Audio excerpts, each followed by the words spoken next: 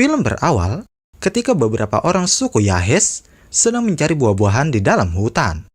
Dan tiba-tiba, bulldozer meruntuhkan hutan mereka.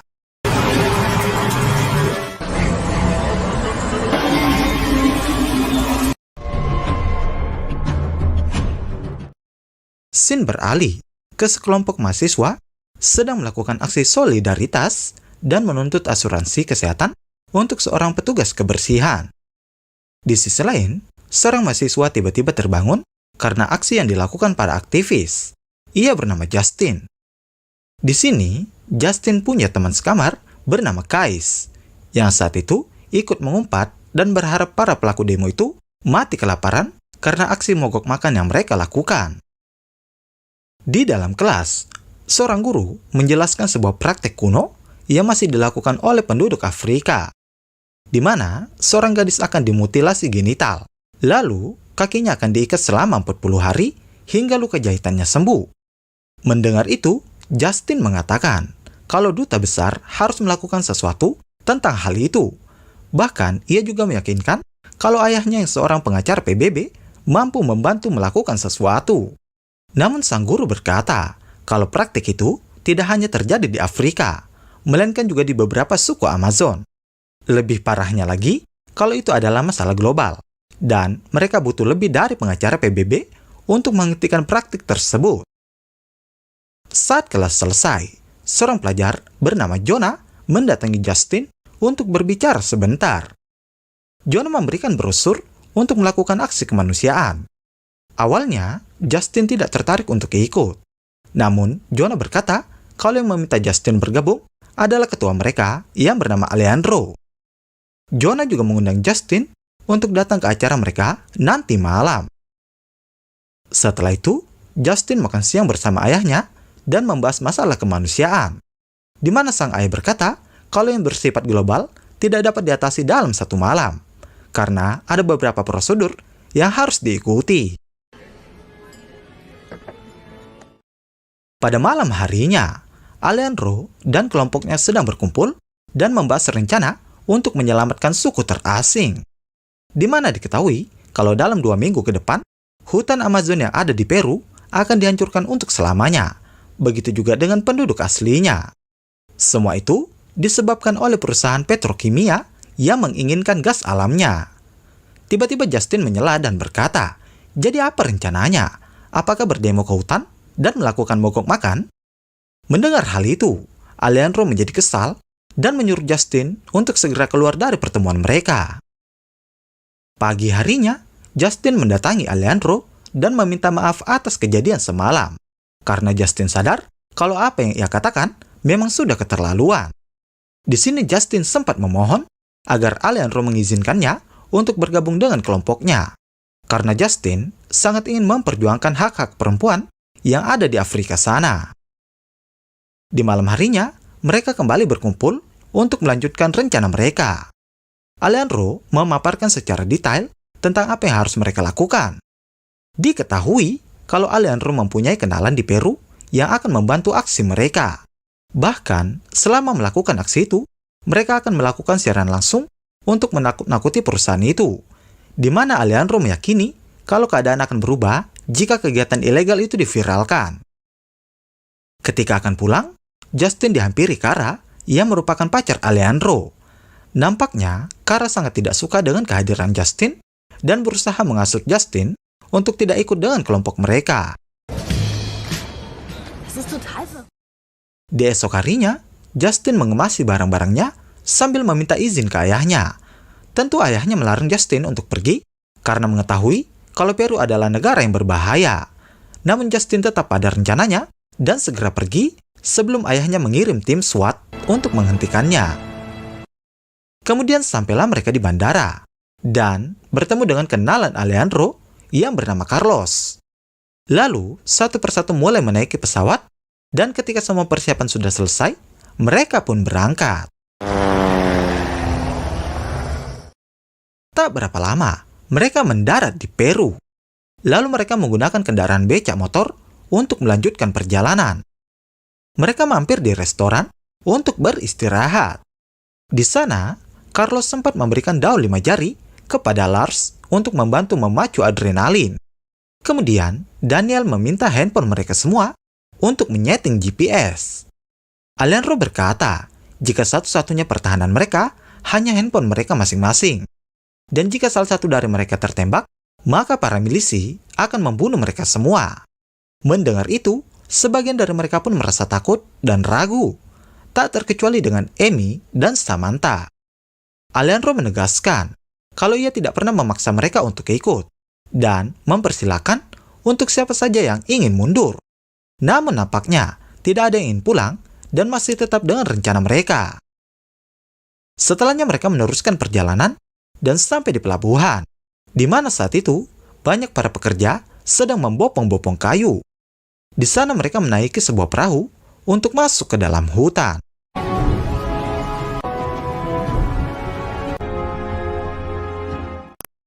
Di tengah perjalanan, Lars dan Justin meminta berhenti di sebuah tempat karena mereka berdua ingin buang air. Carlos memberikan sebilah parang yang kemudian diambil Justin. Sementara Lars diberikan sebuah pistol untuk berjaga-jaga. Di saat sedang asik, tanpa disadari, seekor tarantula ingin menggigit Johnny milik Lars. Dan tiba-tiba, beruntungnya Lars berhasil selamat walaupun merasa sangat ketakutan. Lalu mereka menepi di pinggir sungai. Di sini, mereka pun mengganti pakaian mereka dengan baju pekerja yang sebelumnya sudah mereka siapkan. Tentu saja hal itu bertujuan untuk mengelabui para pekerja. Kemudian mereka masuk ke dalam hutan dan melihat beberapa pekerja yang ada di sana. Ketika keadaan sudah cukup aman, aksi pun mulai dilakukan. Dengan perlahan-lahan, Alejandro dan timnya mendekati area bulldozer. Setibanya di sana, mereka mengeluarkan benda-benda yang terdiri dari pipa, rantai, dan gembok. Tak ingin membuang waktu, mereka pun mengikat diri mereka ke beberapa objek yang ada di sekitar sana.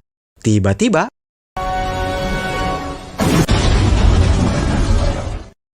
sebuah bahan peledak pun meletus, dan di saat bersamaan, mereka langsung melakukan serangan langsung. Namun rupanya, Justin gagal melakukan tugasnya karena ternyata gembok miliknya tak berfungsi. Karena dari itu, ia tak sempat melakukan serangan langsung dan membuat para milisi punya kesempatan untuk menghentikannya. Ketika milisi itu mengancam Justin, tiba-tiba Alejandro berkata di siaran langsungnya jika operasi itu bukan dari suku asli Amazon, melainkan aksi penembakan seorang putri pengacara PBB. Nampaknya hal itu sudah direncanakan Alejandro dan Kara yang cuma memanfaatkan Justin saja.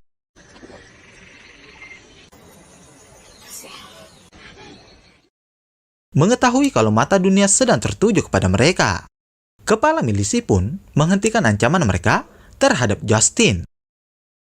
Tak berapa lama, para petugas kepolisian Peru datang untuk mengamankan Alejandro dan kawan-kawan. Nah, ternyata di sini diketahui kalau Carlos sudah bekerja sama dengan petugas untuk bisa memulangkan mereka dengan aman. Di atas pesawat, mereka merayakan keberhasilan mereka. Bahkan, aksi mereka menjadi trending di Twitter. Namun ternyata, kegembiraan itu tidak dirasakan Justin yang masih belum percaya kalau teman-temannya tega melakukan itu kepadanya. Jonas sempat menenangkan Justin dan berkata kalau yang mereka lakukan bukanlah kesalahan. Namun tiba-tiba saja,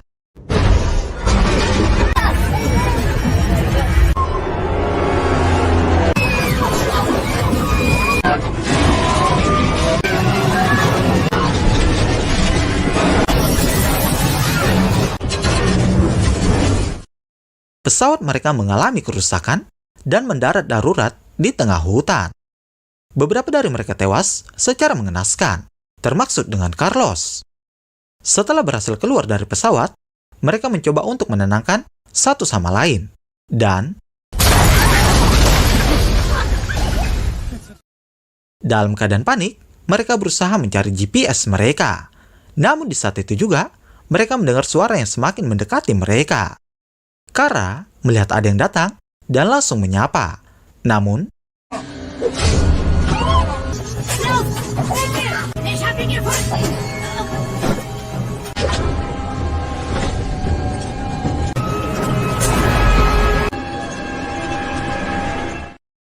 Akhirnya, satu persatu dari mereka pun pingsan karena terkena anak panah beracun dari suku Yahes. Kecuali dengan Kara yang harus tewas di saat itu juga. Setelahnya, Alejandro, Justin, Daniel, Lars, Amy, dan Samantha dibawa menggunakan perahu untuk menuju ke desa suku Yahes. Di sana mereka disambut penduduk yang terlihat sangat senang dengan kehadiran mereka. Seorang kepala suku keluar untuk memeriksa keadaan mereka. Lalu ia berkata kalau tawanan yang mereka dapat merupakan hadiah dari dewa. Selanjutnya, Alejandro dan kawan-kawan dimasukkan ke dalam kurungan kayu yang nampak seperti kandang hewan. Sementara itu, Jonah masih berada di luar dan disuruh meminum ramuan. Namun rupanya, itu adalah hari terakhir Jonah, karena setelahnya, ia pun dibabat habis oleh suku Yahes.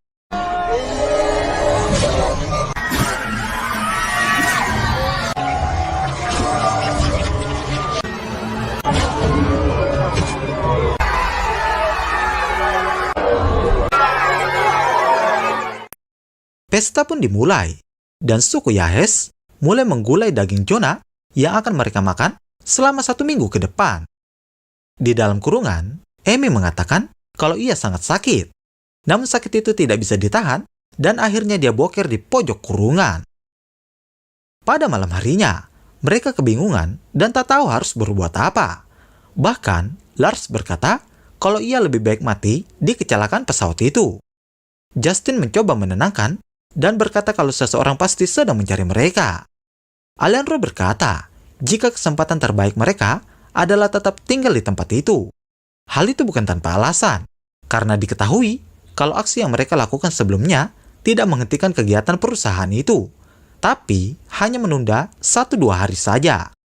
Rupanya Alejandro dan Carlos sudah bekerja sama, di mana Carlos sudah dibayar untuk memasukkan perusahaan lain untuk melanjutkan penambangan di tempat itu. Sementara Alejandro sendiri mendapatkan popularitas yang mungkin saja meningkatkan minat orang-orang untuk bergabung dengan mereka. Alejandro juga meyakini kalau seseorang sudah mensabotase pesawat mereka untuk menghentikan pergerakan Carlos. Justin semakin marah saat mengetahui kalau itu semua hanya pencitraan yang dibuat Alejandro. Namun, Lars berkata kabar baiknya. Jika memang itu adalah kebenaran, maka mereka harus menunggu para pekerja melanjutkan penambangan yang kemudian akan membunuh suku Yahes dan mereka akan diselamatkan. Sayangnya, menurut Alejandro, mereka membutuhkan waktu 3 hari untuk menunggu pertolongan itu. Merasa kalau waktu itu terlalu lama, Samantha mencoba untuk keluar dari sana, dan lagi-lagi mereka gagal karena ada penjaga yang menghalangi mereka.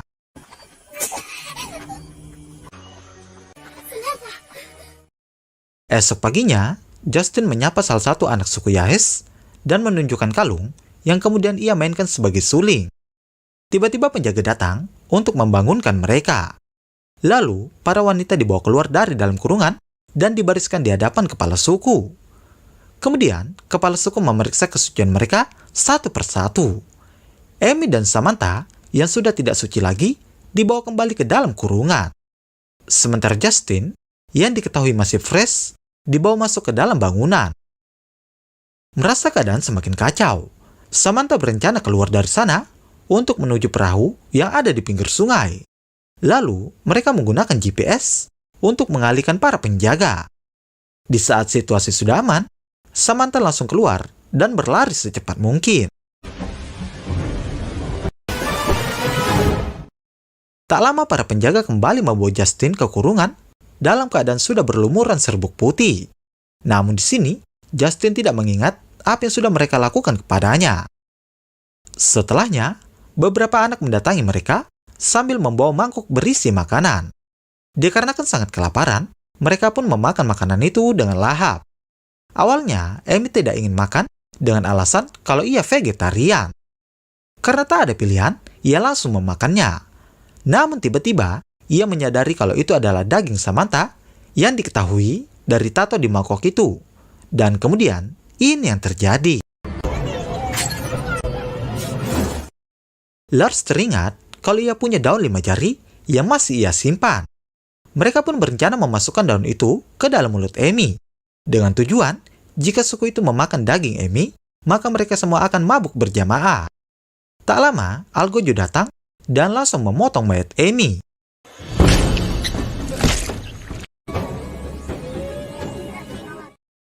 Beruntungnya, rencana mereka berhasil dan semua penduduk suku itu mulai sempoyongan ketika memakan daging Amy.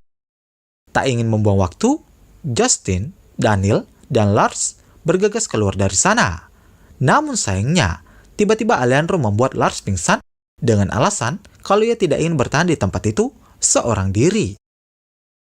Beberapa saat kemudian, Lars tersadar dengan suku itu berada di hadapannya. Lars berusaha menyelamatkan diri, tapi ia gagal dan akhirnya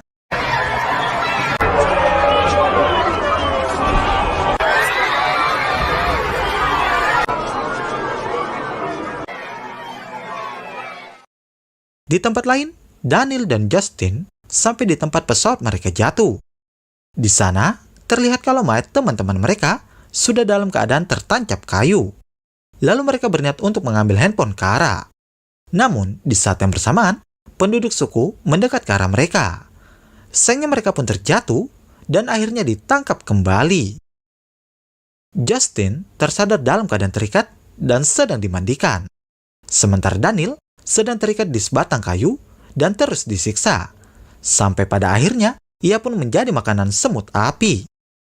Kepala suku menghampiri Justin, dan di sini ia berniat untuk melakukan mutilasi genital kepada Justin.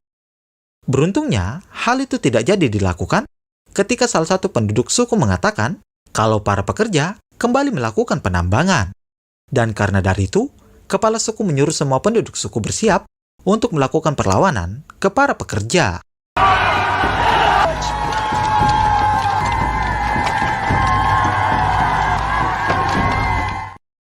Akhirnya, desa itu sepi dan hanya tersisa beberapa anak untuk menjaga Alejandro. Begitu juga dengan Justin yang dijaga seorang ibu-ibu. Tiba-tiba, seorang anak memotong ikatan tangan Justin. Ketika ada kesempatan, ia pun melakukan perlawanan.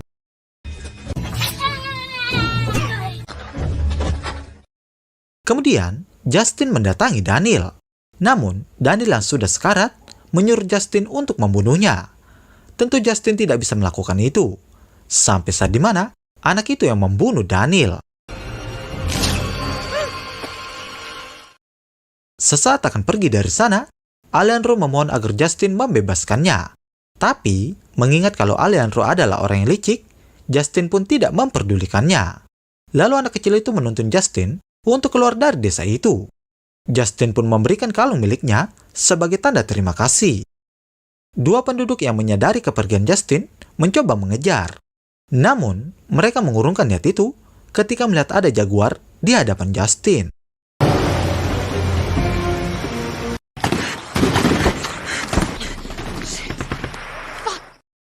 Setelah itu, Justin melihat peperangan antara milisi pekerja dan juga suku Yahes.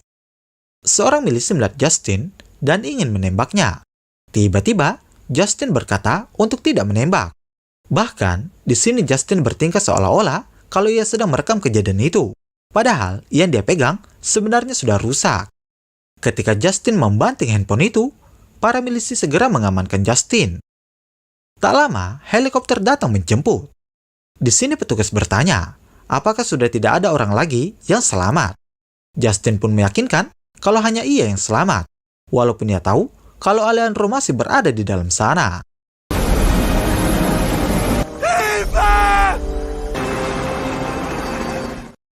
Beberapa hari kemudian, Justin menceritakan kejadian itu di hadapan ayahnya dan juga penjabat pemerintahan lainnya. Namun di sini Justin berbohong dan mengatakan kalau suku Yahes telah menyelamatkannya.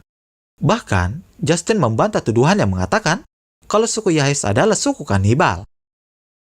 Pada suatu pagi, Justin didatangi seorang pria yang ternyata itu adalah Alejandro. Dan kemudian,